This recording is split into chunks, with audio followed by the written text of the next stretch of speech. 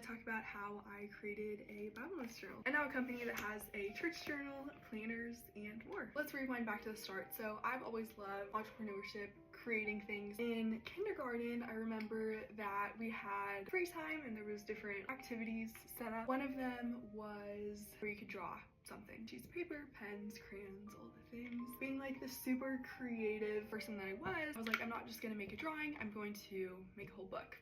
So I literally got a bunch of sheets of paper, and I don't even know how. I might have just like folded all the pieces of paper together, but I literally created a whole book and started to make drawings and all different things in it. I was only in kindergarten at the time, so I think it was just like a picture book. I wasn't able to like actually write things down. Looking back, it's kind of funny because I'm like, now I literally have journals that I created, and it all started by making a book in kindergarten. I feel like I was just born, like God wired me to be an entrepreneur from a young age. Then when I was 13, my sister showed me about the YouTuber Bethany Mota, who did like lifestyle, beauty, makeup tutorials, routines, all different things, and I just loved her content and how positive and fun everything was. I was going through a pretty hard time in middle school, and I was like, oh my gosh, this would be such a cool outlet. Like, what if I were to create a channel as well? Like, this looks really fun to make all the different content, and I just loved the way that she was really just inspiring others. I had a camera that I had gotten a year prior because I was wanting to get into photography. Kind of lost interest in that, so I hadn't really used the camera, but I was like, okay, perfect, I have this camera, my parents have a tripod, it works so well. So then I sat down and filmed my first YouTube video in my room, and my sister helped me film it as well. Posted that first video and was like, all right, we are rolling with this. I want to be consistent and grow this channel. It started to grow, and I remember that Christmas time, I had my first video with 1,000 views back in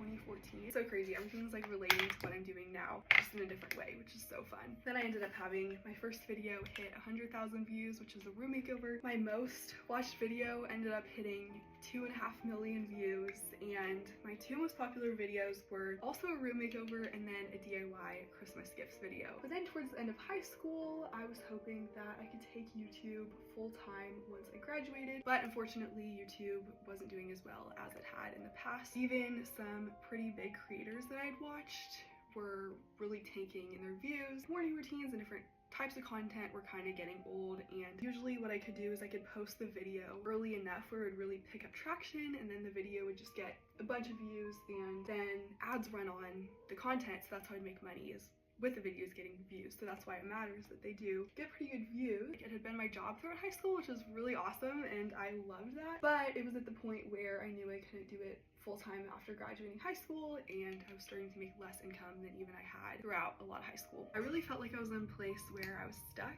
and I went to Washington and found a modeling agency that offered me a contract, which was really exciting. But I graduated high school a semester early, and I was still 17 until that summer, so my parents were like, okay, you can stay in Texas until you turn 18 and then move in the summer. That was the plan, but my life just really fell on pause with YouTube not working the way I was hoping and dreaming it would, and having the modeling agency opportunity but not being able to do that yet. I really knew that I needed to seek God, find greater peace and trust in Him, because my contentment was like at an all-time low. I was so stressed and just really questioning where God was. So to seek God, I would do a lot of journaling. I just got a blank journal and I wrote down Bible verses to look back on and remember, and I would write down sermon notes, prayers, all different things. And this really did grow my faith, and I found a lot more contentment and trust and joy in God, and knowing that He had me where He was for a reason, and God was going to work everything out. Then a couple years later, I took a business course online. It was by someone that I followed on Instagram, and it also helped with like social media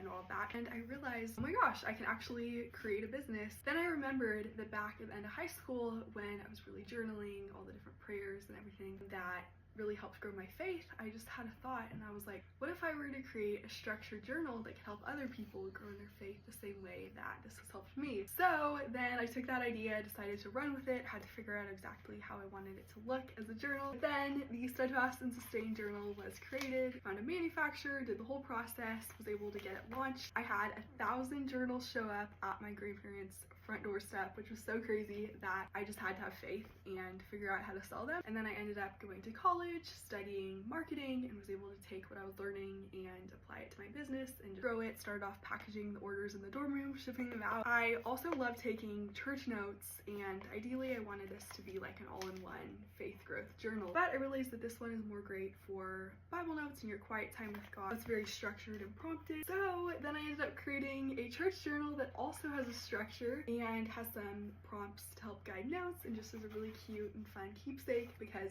I couldn't find any church notes journals that were cute and not really outdated when I was looking for them as well. And then now I've also loved planners, and fun fact, when I was in like middle school, I remember I had a journal and I was just writing down my dreams for the future, and one of them was to create a faith-based planner and stationery company. So this whole thing is just so round circle. Now here's the 2026 planner. Thank you guys so much for following along and supporting me. This is just a little bit of the story of the process. If you want to get the journals, you can buy your planner, church notes, or Bible notes from Steadfast and Sustained.